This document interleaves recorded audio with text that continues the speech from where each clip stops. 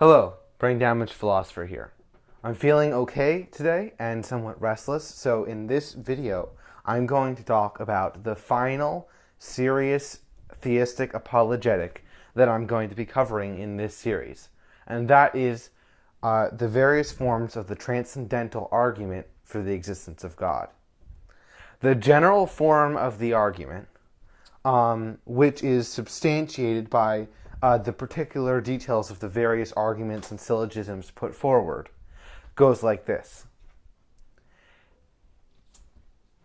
Only a certain religion, usually Christianity, can explain the foundations for either epistemology or, more specifically, the foundations for the possibility of argument.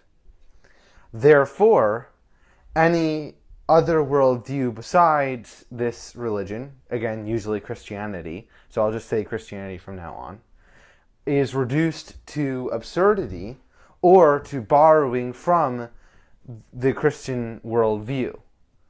Therefore, if there are only two alternatives, and one of them is reduced to absurdity or to contradiction by both denying and borrowing from the other, then the other must be the correct one. To put this into syllogistic form, premise 1. Any belief system which cannot provide a foundation for its own truth in argument is absurd. Premise 2. Only Christianity can provide a foundation for its truth and arguments for it. Premise 3. Therefore, atheism is either self-contradictory by assuming Christianity or absurd. Premise 4. If there are only two options and one of them is absurd, the other must by necessity be true. Therefore, since atheism is absurd, Christianity must be true.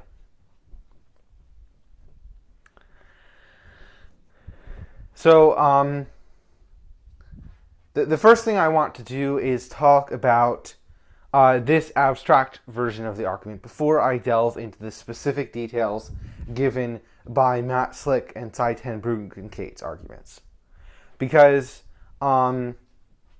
this general form of the argument is one that's used by people like Greg Bahnsen and Cornelius Van Til, who was the original creator of this specific form of the argument, which he calls the presuppositional apologetic. Generally, they make this claim and roughly leave it at that. That oftentimes they will attempt to explain why they think that atheism has no foundation for knowledge or logic or any of the other things that are necessary to have, to allow for the possibility of knowing truth and of making arguments. And generally, these arguments against the possibility of atheism are fairly unsatisfactory. For instance, they'll say that if all activity in the mind is reducible to chemical activity in the brain, then it's just all chemical fizz, and there's no way to say that one fizz is more true than any other fizz, right? So it's just like shaking up a bottle of Dr. Pepper and a bottle of Coke and, uncorking them and watching them fizz and saying, well, which is fizzing more truly? I don't think this actually poses a problem for atheism, because it is actually possible for a chemical reaction to, or specifically in the case of brains, an electrochemical state to represent something in the external world. For instance, to use a very basic example, when you take a picture, right?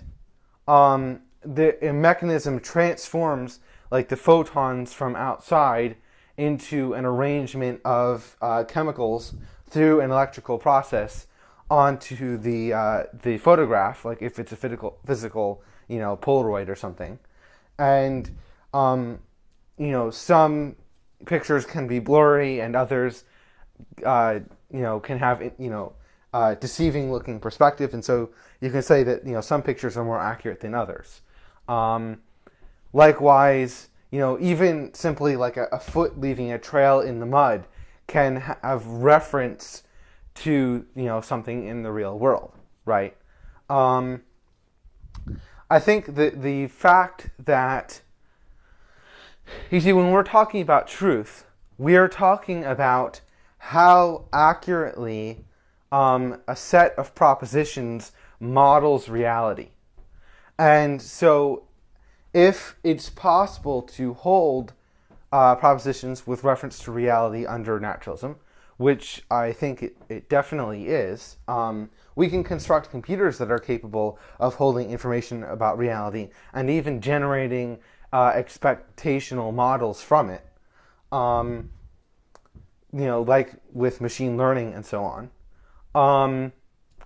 Then it's possible for the models that are held in the electrochemical recesses of our brains, which lead us to expect certain things from reality, which essentially make different predictions, can lead to more accurate or less accurate expectations, or in essence more or less accurate predictions, and can therefore be more or less true.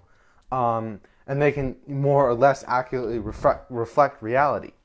You don't need some kind of supernatural substrate in order to have reference in an electrochemical system, because the things gain the ability to reference in an electrochemical system by both how they're created from an impression of something external being converted into electrochemical signals, and this is how our sense organs work, and by how the rest of the self-referential process that the brain does converts those impressions into expectations and actions and relates them to other impressions, and forms symbols from doing so.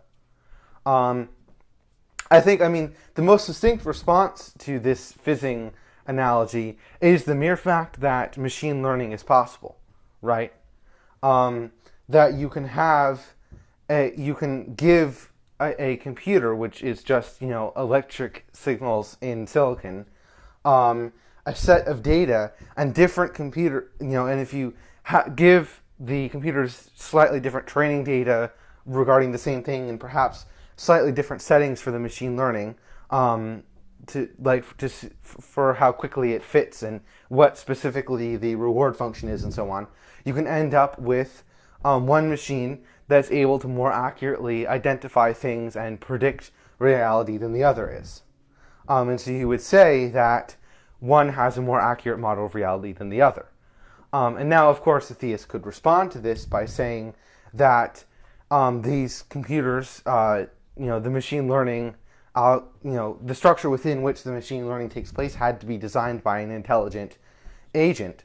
But then this reduces simply to the practical question of whether brains could evolve, because machine learning was modeled off of what brains do. So if it's possible for brains, which are machine learning systems, to evolve without the interference of a designer, then this objection is moot, right? And so I think it's possible. So in this basic form of the transcendental argument, which you hear from, for instance, Greg Bahnsen, what they're asking for is an explanation of how logic and truth-knowing and epistemology in general works from atheism, and they're comparing it with the explanation that Christianity provides. And as long as atheistic naturalism, or atheistic materialism, or whatever you want to call it, can provide a non-logically contradictory and, you know, and seemingly evidence-based explanation of how such thing, thinking and epistemology could be possible, then there's no reason to assume, Christianity over atheism, right? Because we're simply talking about which is logically possible, right? The point of the transcendental argument is that if atheism can provide no explanation for such things, then it's absurd, right? Or especially if it undercuts those things, right? But if it can provide an explanation, or if at least it doesn't undercut those things, then we have to operate not on the basis of what provides what, right? But just on the basis of evidence. And we're back to where we started, right? This is why more complex and interesting versions of the transcendental or presuppositional argument will instead require a justification of our ability to trust our senses and have epistemology and so on, instead of an explanation. But we'll get into that later. So the next argument, the next transcendental argument, is Matt Slick's version of the transcendental argument. Now, he has a very, very long syllogistic form of the argument that's, several pages and has, something like 20 propositions and sub-propositions and so on and so forth. I'm actually going to be making reference to that. But I'll only bring in his substantiations or responses to possible objections when I think they're actually relevant. Because I don't want to have to read the whole thing for no reason right off the page. Okay, so the argument begins by specifying what the logical absolutes are. So the logical absolutes are the law of identity, the law of non-contradiction, and the law of excluded middle. Logical absolutes are also truth statements such as, and remember, this is all according to Matt Slick, that which exists has attributes and in nature. Something cannot be itself and not itself at the same time. Something cannot bring itself into existence. Truth is not self-contradictory. Therefore, he says, logical absolutes are absolutely true. They are not subjectively true. That is, they're not sometimes true and sometimes false, depending on preference or situation. Otherwise, they would not be absolute. Logical absolutes form the basis of rational discourse. If the logical absolutes are not absolute, then truth cannot be known. If the logical absolutes are not absolute, then no rational discourse can occur. If logical absolutes are not always true, then it might be true that something can contradict itself, which would make truth unknowable and rational discourse impossible. But saying that something can contradict itself can't be true. But since we know things are true, I exist, you are reading this, then we can conclude that logical statements are true. Otherwise, we would not be able to rationally discuss or know truth.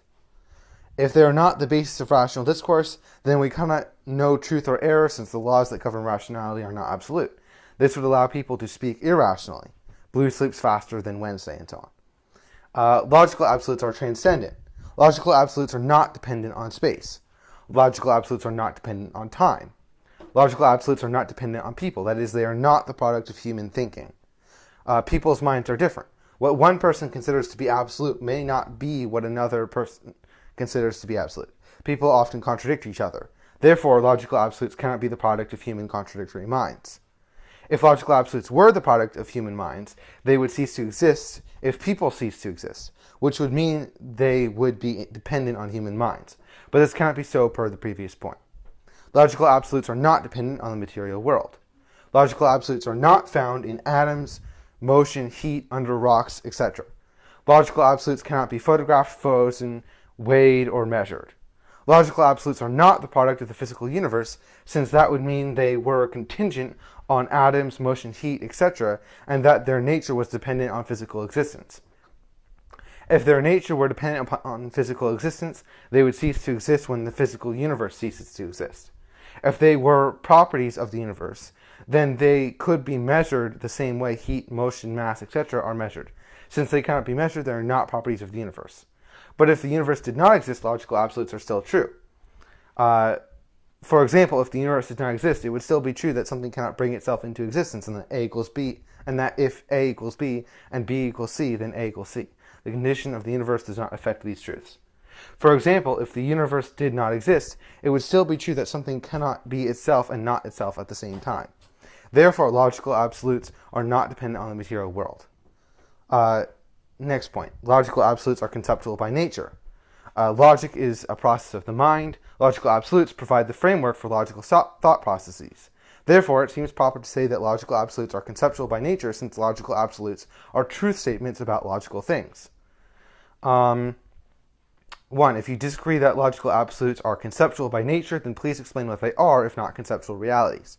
If you cannot determine what they are, then how can you logically assert that they are not conceptual realities, since logic is a process of the mind and logical absolutes are truth statements which are also products of the mind? If they are conceptual by nature, then they are not dependent upon the physical universe for their existence. If they are dependent on the physical universe for their existence, then are they said to be properties of the universe the same way that red is a property of an apple? If logical absolutes are said to be properties of the universe, then can they be measured the same way that other properties of the universe can be measured? If they cannot, then how are they properties of the physical universe? If they are not properties of the universe, and they are of the mind, then it seems proper to say that they are conceptual by nature, and so on. If they are not conceptual by nature, what is their nature?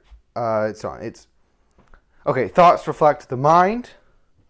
A person's thoughts are the product of that person's mind. A mind that is irrational will produce irrational thoughts. A mind that is rational will produce rational thoughts. It seems fair to say that an absolutely perfect mind would produce perfect thoughts. Since the logical absolutes are transcendent, absolute, and perfectly consistent, and are independent of the universe, then it seems proper to say that they reflect a transcendent, absolute, perfect, and independent mind. We call this transcendent, absolute, perfect, and independent mind God, since the physical brain is not transcendent by nature because it is limited to physical space, and God is by definition transcendent in nature. So the main import of this line of reasoning is this. If logical absolutes are true no matter what we believe about them, so they're independent of the mind, and they're not actually physical things, nor are they direct properties of physical things, yet Matt Slick thinks that they are universally and necessarily true, which means they have to exist in some way. But since they can't be the product of human minds or of physical reality, then they must be the product of a mind which is transcendent, because they are still logical propositions, so they must be the product of some mind.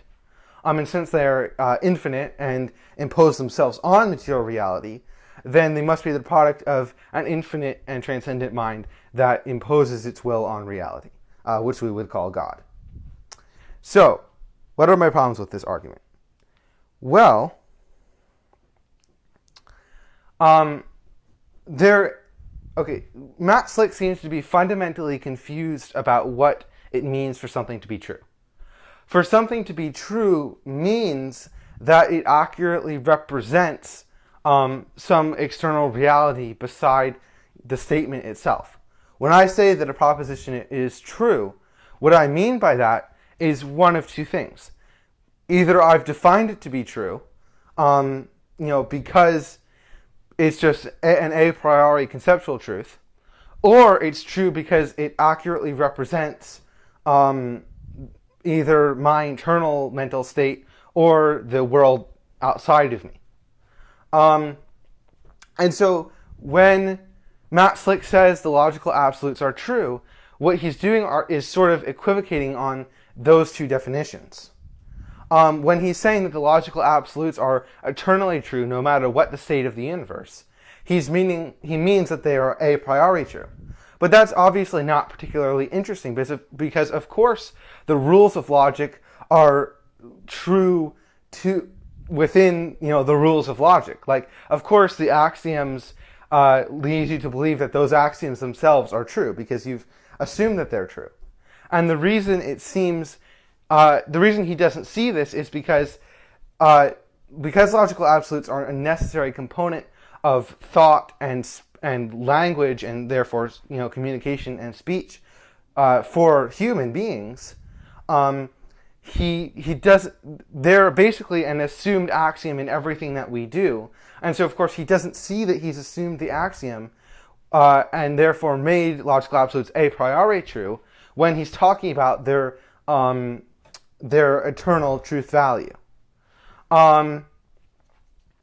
Furthermore, and then sometimes when he's talking about the way in which they're true, he means instead that they accurately represent the way reality works, right? But in that sense, they're only true as long as there is a reality, and the reality that works in the way that our reality does.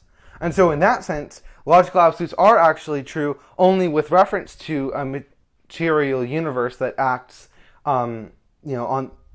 within their jurisdiction. And the logical absolutes would cease to be true in that sort of a posteriori sense if the universe had never existed at all, right? And this opens up the next sort of, this equivocation on truth, once examined, sort of reveals the real central core problem with his argument. And that is that it isn't necessary for the logical absolutes are propositions about how either thoughts, language, or material reality function. They're descriptions of what it means to make meaningful statements or what it means to be a comprehensible reality.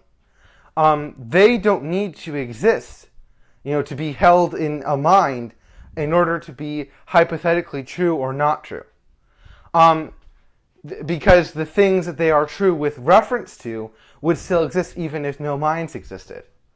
So a proposition can be true even if no one holds it, because if someone were to hold it, because the situation that makes it true holds whether the proposition is held or not. And so the proposition is hypothetically true, no matter who holds it or in what way. And so we can say that the logical absolutes are both definitionally true and, for our universe, a posteriori empirically true, without saying that they must be held in a mind, in order to maintain their truth value. Furthermore, we can say that although so that's sort of the fundamental thing that's happening here is Matt Slick is confusing the conditions that make the logical absolutes true with the logical absolutes themselves. He believes that they must be held in order to be capable of being true, in order to sort of, in essence, force everything to match them. But they don't need to be held in order to do that. And so there doesn't need to be a transcendent mind to hold the logical absolutes in its head and constantly think about them in order for it to be possible for the logical absolutes to be true about the universe and reality and our thinking and what it means to be meaningful. Nor is that necessary for it to be true that logical absolutes are a priori true, with reference to themselves, which overcomes this objection that they would be true even if the universe didn't exist, because of course they'd be true. You're defining true in that sense as on the basis of themselves. So of course they're true with reference to themselves. It's basically a tautology. Additionally, now let's talk about what the logical absolutes, which really he means just like the laws of logic, actually are for us, right? Because they are things that we've derived by examining empirically through experience how we think, what makes sense to us, and the behavior of the universe around us. They are basically the necessary preconditions for anything being comprehensible to us, and we've just codified them in these three rules, right? So they're not a property of a specific thing. They're a property of everything. And that's why Max Slick thinks they can't be measured or known or anything. Because it's like a fish not being aware of water. Everything we do is completely immersed in, the logical absolutes, assuming they're true and continually demonstrating their truth. And so actually, every interaction we have with the material world is a test that demonstrates that they are true as a property of all material things. And he would realize this if, he lived in, for instance, a Lovecraftian universe where sometimes things violate the laws of logic and are completely incomprehensible to us, right? And the proof of this, like the proof that these three propositions are just human constructed things that we use to describe the conditions for comprehensibility that we experience, is the fact that there are actually different forms of logic with different rules that sometimes leave out rules or have rules that are just completely different from classical logic that we use to describe in other ways what is comprehensible to us and how reality works and what makes sense to us. So the real thing is that so my main objections are basically in summary. Number one, he's confusing kinds of truth. He's basically confusing a posteriori and a priori truth, such that the truth that logical absolutes have with reference to our thoughts and experiences, he counts it as the same kind of truth that logical absolutes would have if there were no thinking things and nothing to experience, because he's, so the kind of truth that logical absolutes would have in the absence of everything, if they didn't exist, is a tautological truth with reference to themselves, an a priori truth. Whereas the kind of truth that they actually have functionally for us is different. My next objection is that in order for the conditions to hold that make the logical absolutes true in both senses, the logical absolutes do not need to be currently held, or even ever posed, as the propositions that he defines as the logical absolutes, which are the three laws of classical logic, because the conditions that make them true are, he's confusing because they would be hypothetically true, so that they would be true even if no one held them, because the conditions that make them true continue to hold whether one holds them or not.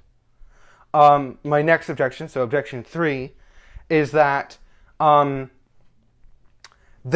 fact that they are the product of that the specific propositions that make up the laws of classical logic are a property of human minds does not mean that they are subjective, or that all versions, all ways of thinking, or all versions of the logical absolutes are made equal, because there are conditions that make the three laws of classical logic true, which might not make other sets of propositions about truth true.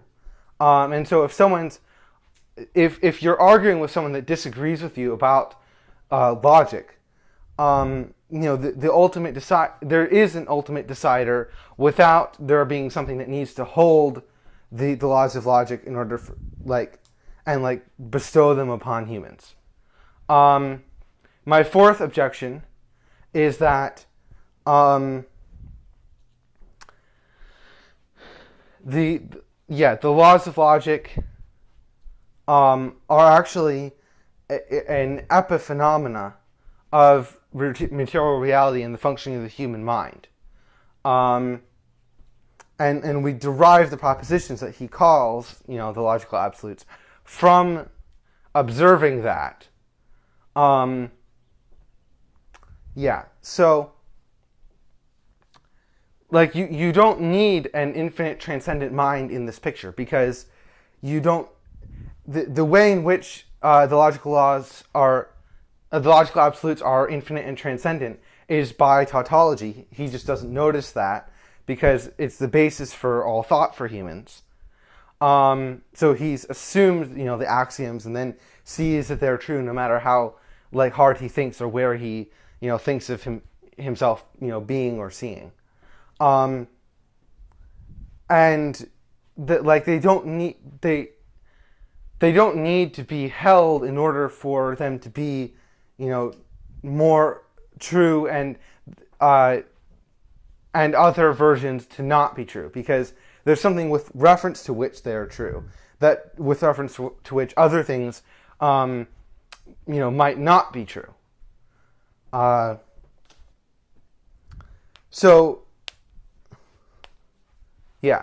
And basically, the final point is that, an atheistic naturalist worldview can perfectly fine account for how we can have a discussion about things using the logical absolutes. Because basically we can say that,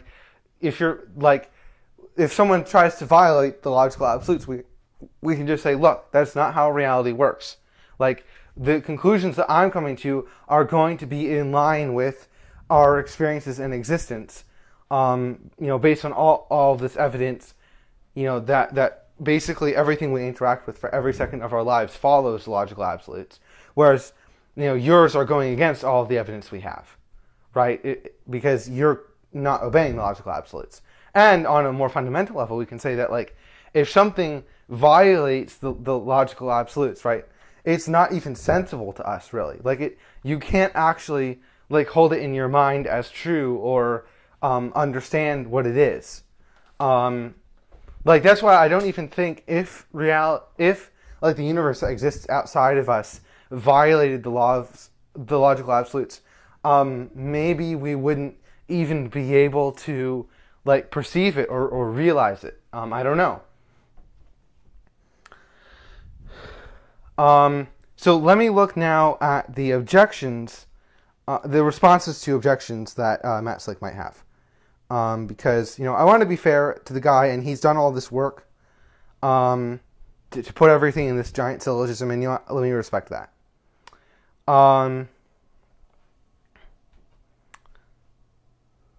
Okay, so the first thing, the first objection he responds to is the one, logical absolutes are the result of natural existence.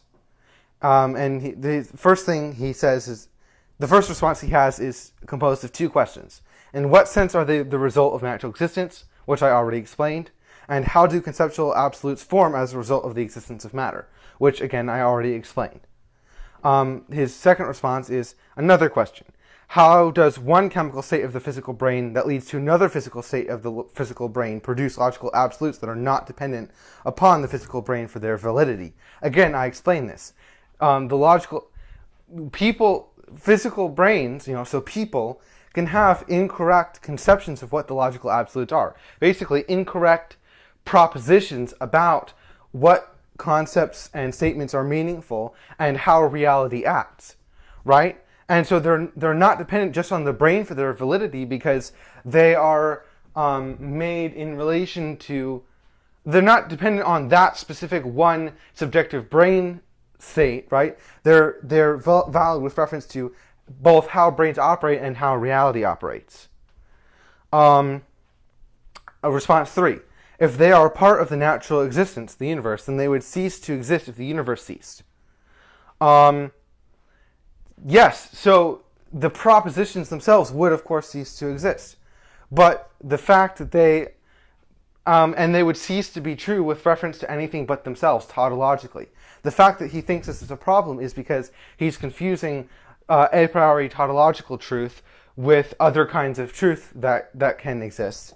And so, the logical absolutes could continue to be hypothetically true, but the propositions themselves wouldn't exist, and the more interesting things they are true with reference to wouldn't exist. So the next objection he responds to is the logical absolutes simply exist. That's not one I made.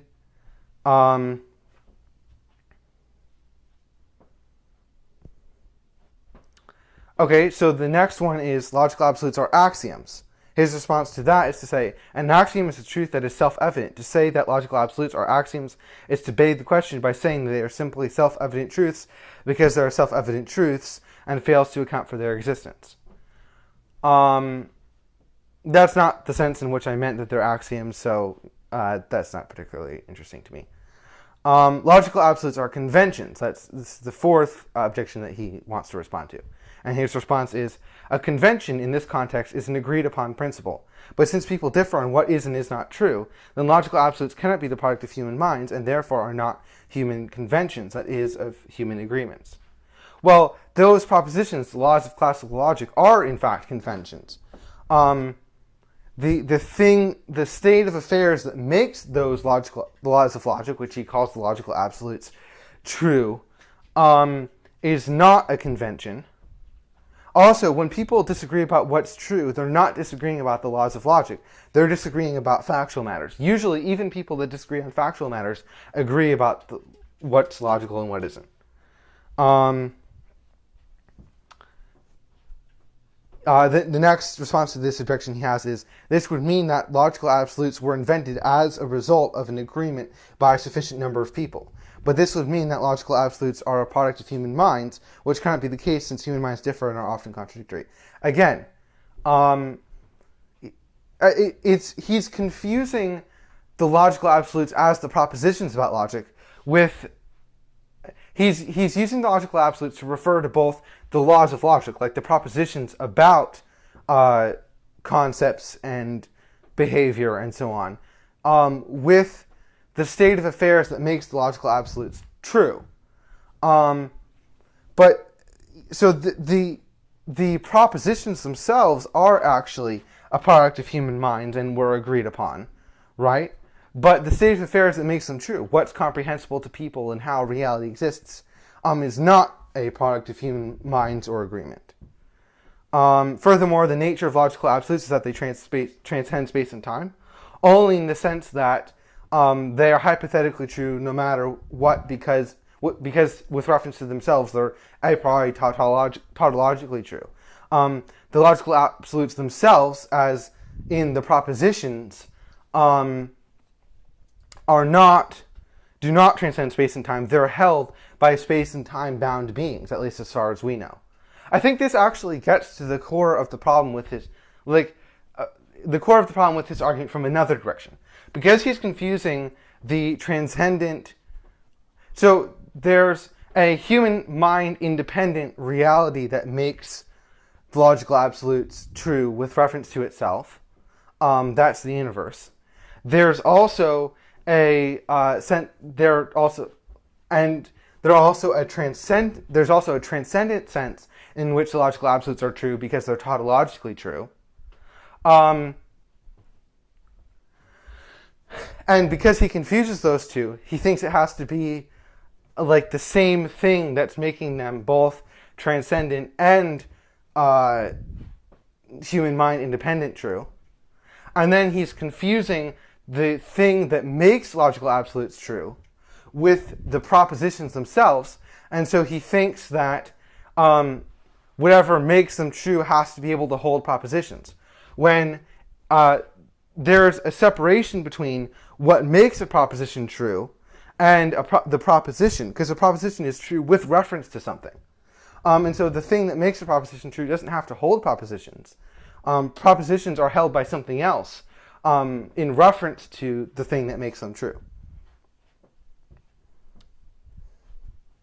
His next response to this would mean that if people later disagreed on what was a logical absolute, then the absolutes would change based on a vote, and they would then not be absolute. Well, again, this is the thing, is that like we agreed on the propositions that we agreed on the laws of logic, which he sometimes uses the word logical absolutes to refer to, because something outside of us that doesn't depend on our vote, and something about how all of our minds work, is what makes them work, that they're true.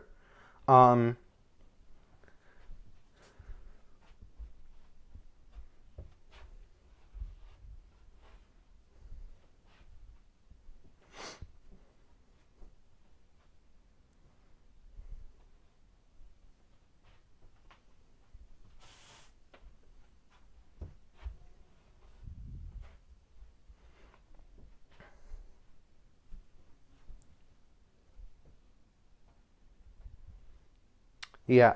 Um,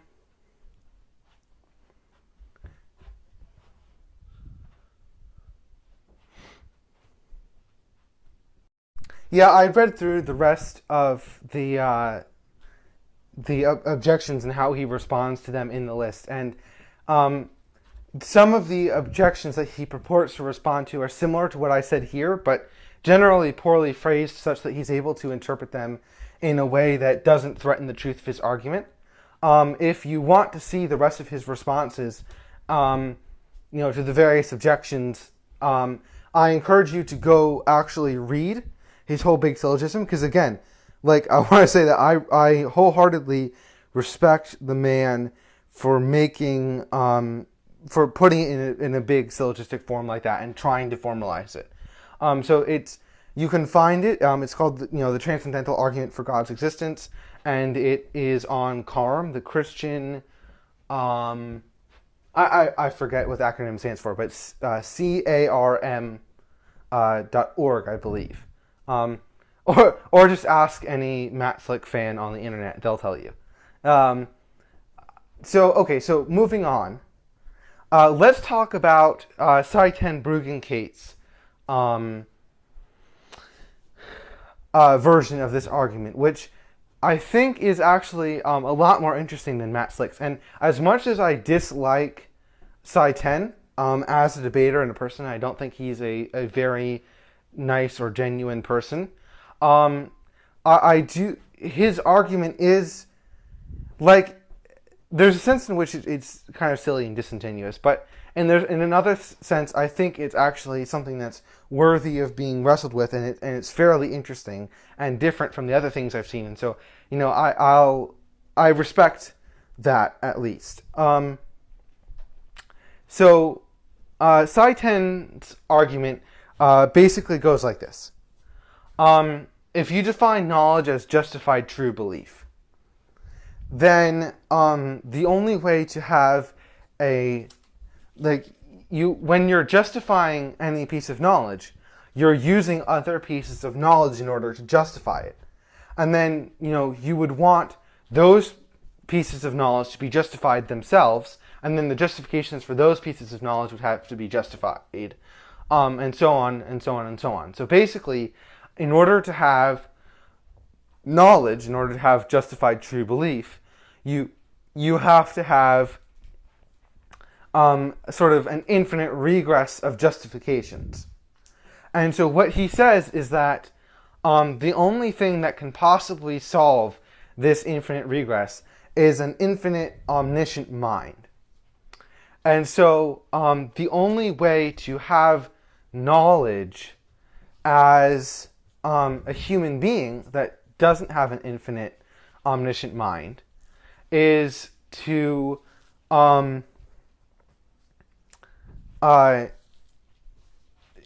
appeal to such an omniscient infinite mind in order to get the sort of like foundational beliefs from it. And if you do, then you can be assured that those are pieces of knowledge, and so you can sort of work your way out from there. And sort of the way he illustrates this is that he asks atheists how they can know that they are not a brain in a vat. Because, he purports to know because his God, through special revelation, told him. But an atheist doesn't have access to a God like that. So, it's difficult to overcome hard solipsism. And, right? The other thing that he'll ask is there anything that we know for sure, right? Many atheists will say, well, we don't know anything for sure. And then he'll say, well, if you don't know anything for sure, if you could be wrong, then you don't know anything. And of course, that's an absurd, position to be in. So, and of course, if being an atheist is an absurd position to be in, then of course, you had better not be an atheist. Obviously, there are some really basic criticisms of this argument that I'm not even really going to bother to touch on. I guess I'll leave them as homework to the reader. But the first major problem with this argument is the idea that an infinite omniscient being can actually solve this. Because I don't think that an infinite number of branching justifications is the kind of infinity that converges when the limit is taken to infinity. I think it diverges, right? That just makes sense because the justifications continue to multiply. They don't cancel out.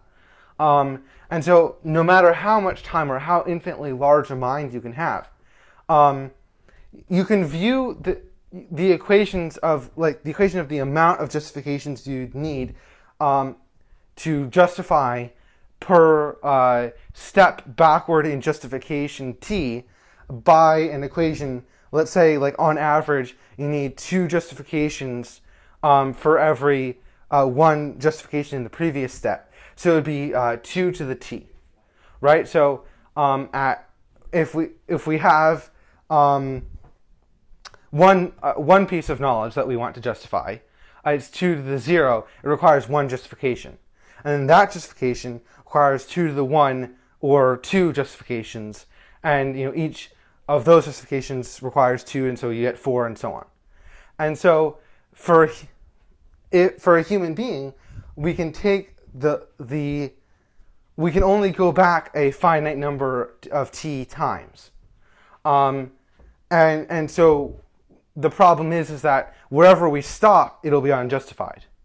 But for an infinite mind, what Psi 10 is saying is that we can actually take the limit of 2 to the t, where t approaches infinity, and he thinks that it will converge given an infinite amount of space and an infinite number. And so an infinite number of steps backwards, it'll converge such that you can come to an answer. But if you actually take the limit of 2 to the t, where t approaches infinity, that's a diverging limit. So I don't think that even given an infinite amount of mental space and an infinite amount of time, a God would be able to solve this problem. And when Psi 10 Bruggencate says that it could, basically what he's doing, he's just defining into existence a thing that can solve. So if we take it from the other direction, which Psi 10 Bruggencate apologists might, they would say, well, God is definitionally a thing that could solve this, right? So it's not that God can solve this because of his other properties, it's just that we're defining God as being able to solve this. Then you have the problem is that you're just arbitrarily defining something into, like, that can solve your problem. But just because something could solve a problem that you'd very much like to solve doesn't mean that that thing actually exists. Right? Just because if I'm stuck in traffic, it would be really nice to have rockets on my car so I could fly up over traffic. Doesn't mean that I actually have those rockets, right? And so just because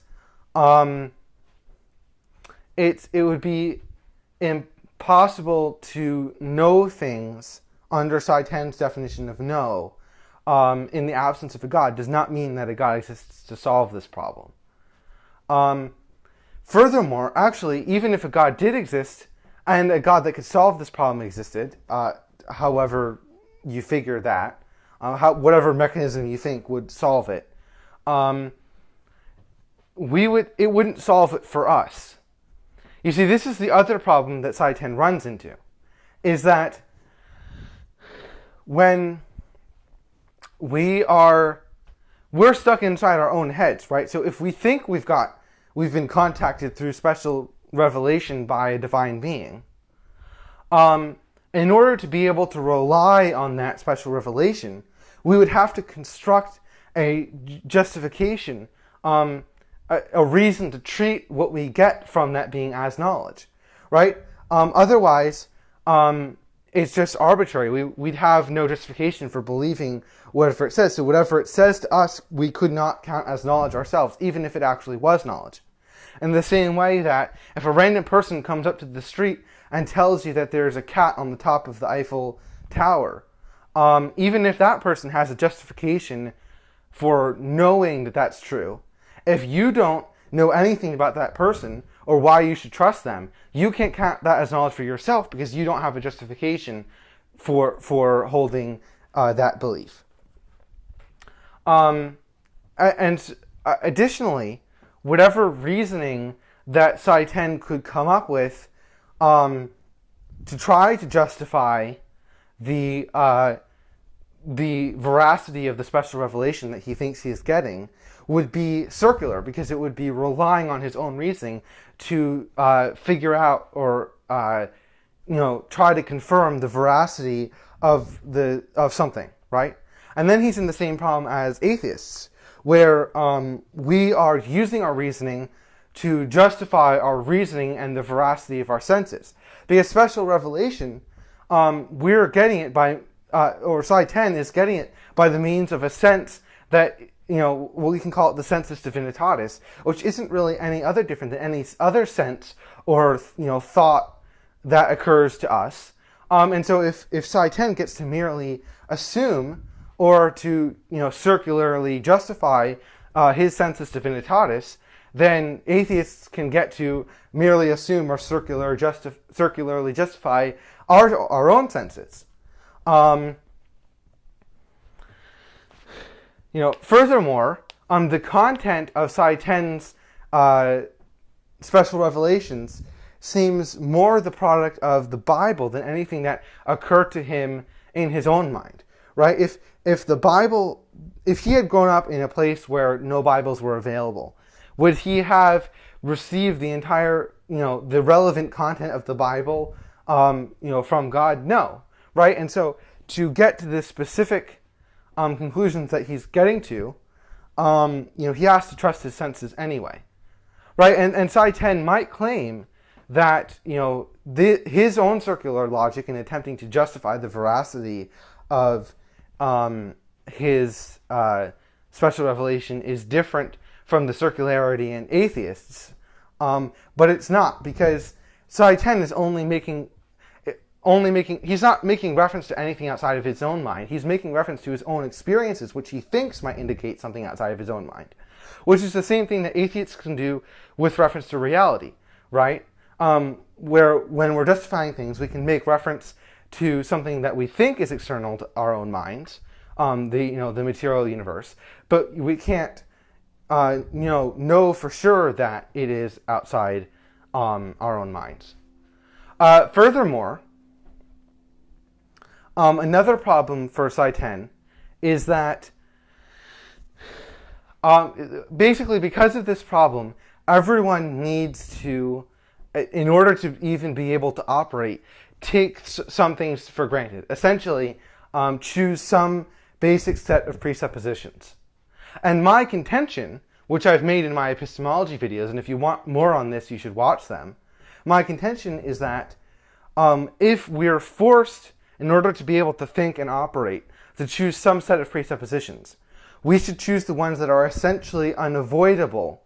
So for instance, the laws of logic, which define what is conceivable and comprehensible to us, are sort of unavoidable. We can't not use them because, in our thoughts, right? And so let's choose the smallest set of presuppositions that have the smallest commitments about whatever reality might be outside of us, and the set that where we would be forced to assume anyway in doing anything else, because you can't just, and so Psi 10 could say that he takes as a presupposition the veracity of his special revelation. The problem with that is that in doing so, he's also presupposing, in order to say that, the basic presuppositions that I would choose, such as the laws of logic and his own existence and the prima facie veracity of his own thoughts and memory.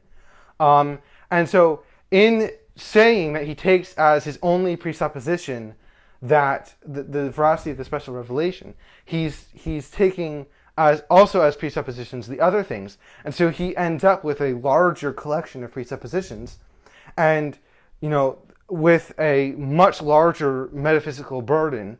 And additionally, while the presuppositions that I take for granted are ones that could not ever be justified because it's necessarily circular to try to justify them. Special revelation could actually, in theory, be justified. It just hasn't been. And has, in fact, to a certain degree, there's evidence against it, right? Because people often claim special revelation and then are wrong about it, or have conflicting special revelation. And so there's a much smaller probability that, Psi 10's special revelation is actually true. And so he's actually choosing a proposition that might be in conflict with the reality he's trying to understand, whereas I am not. Furthermore, another problem with Psi 10's whole thing is that if you want to be able to understand reality, it seems better to take things as presuppositions that are closer to what is obviously necessary in order to understand experiential reality. Another thing that occurs to me is that essentially Psi 10 is confusing absolute knowledge with just knowledge, right?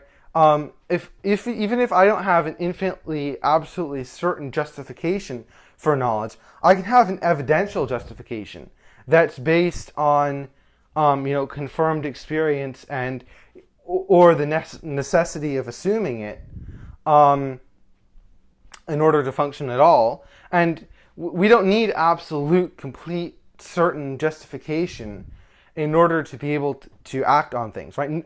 Nobody acts on things only when they're absolutely certain, in the sense that Psi 10 means.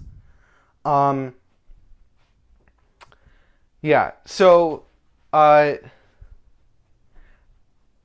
additionally,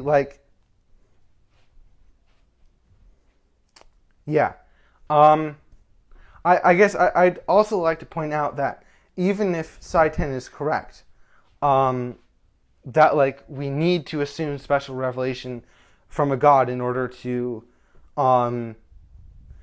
be able to have knowledge about reality, right? Or that there needs to be such a God in order for us to be capable of. Well, this is the other thing, is that factually speaking, if we're not just talking about justifications, but we're talking about explanations, then we go back to the thing where we don't need God as an explanation for our ability to know things. But there's no way that you get from this to any particular religion. That's not a really big, problem, but it's there. So I actually have a whole paper on this that covers this more in depth. But so I'll drop that in the comments if you guys want more detail. I also, in that paper, cover the point Gordon H. Clark's version of presuppositionalism, and some other objections and things in there. There's just more detail there because there's way more in there than I could cover in even an hour-long video, and I don't want this video to go on too long. But yeah, okay.